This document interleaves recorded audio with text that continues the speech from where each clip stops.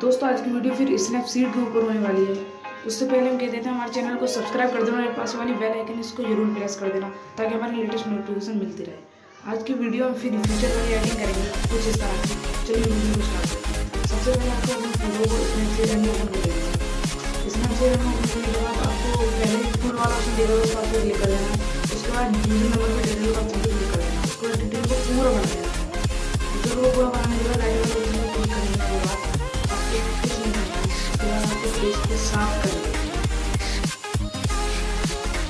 इसको साफ करने के बाद इसको साफ कर देना। उसके बाद हम फेस की ब्राइटनेस बढ़ाएंगे। उसके लिए हम ब्राइट वाला क्लिक कर देंगे।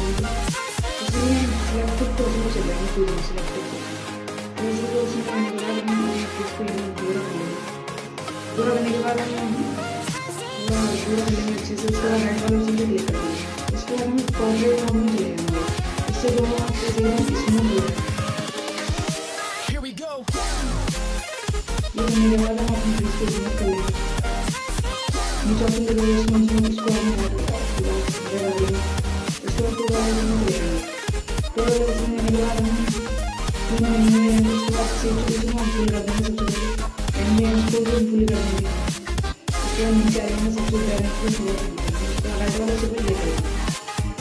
उसके बाद आपको स्टेप बाय स्टेप समझना होगा। पूरी वीडियो देखना।